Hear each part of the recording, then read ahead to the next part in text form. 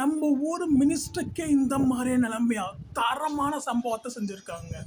நம்ம ஊர் மக்களோட கஷ்டத்தை லைவாக பார்க்கலாம்னு மாஸ்க் போட்டுக்கிட்டு மாறு வேஷத்தில் பஸ்ஸில் ஏறி இருக்காரு. ஆனால் அங்கே தான் ஒரு தரமான சம்பவம் வெயிட் பண்ணிட்டு இருந்திருக்கு. அதாவது பார்த்தீங்க அப்படின்னா, சில்லறை இல்லைன்னு நம்ம மினிஸ்டர் இறக்கி விட்டுட்டாருங்க.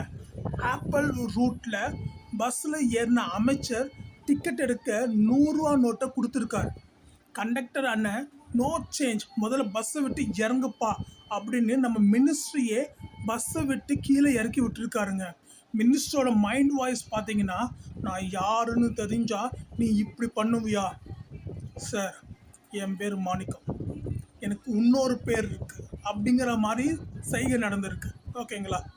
அதாவது இந்த ஃபன் வேர்ல்டு என்னன்னு பார்த்தீங்க அப்படின்னா, ஸ்டாப்பிங்கில் இறக்கி விட்ட மினிஸ்டர் இருந்த ஸ்டாப்பிங்கில் அங்கேருந்து ஒரு பேசஞ்சர் ஒருத்தர் கையை காட்டியும் பஸ்ஸில் சிக்னல் கொடுத்தும் பஸ்ஸில் நிறுத்தாமல் கெத்தாக போன டிரைவர் கண்டக்டர் 2 பேரையும் அமைச்சர் ஸ்பாட்டிலேயே சஸ்பெண்ட் பண்ணி அதிரடி காட்டியிருக்காருங்க. ஆட்டோக்காரர் வர அனுப்புற நடந்திருக்கு. பஸ்ஸை விட்டு இறங்கி வந்த அங்கே ஒரு ஆட்டோக்காரர் மீட்டரில் 30 ரூபா காட்டியும் பையனையிடம் பேசஞ்சர்கிட்ட 36 கேட்டு பஞ்சாயத்து பண்ணிட்டு இருந்திருக்காரு.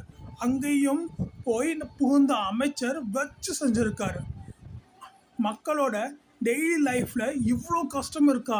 இனிமேல் அடிக்கடி இப்படி தான் மாஸ்க் போட்டுக்கிட்டு ரவுண்டு வரப்போகிறேன், எல்லாரும் ஒழுங்காக வேலை பாருங்கன்னு வார்னிங் கொடுத்துருக்காரு. இது மாதிரியான ஒரு அமைச்சர் நம்ம பக்கத்தில் பஸ்ஸில் உக்காந்துக்கிட்டு ட்ராவல் பண்ணால் நீங்கள் எந்த மாதிரி ஃபீல் பண்ணுவீங்க அப்படிங்கிறத கமெண்ட் செக்ஷனில் தருவீங்க.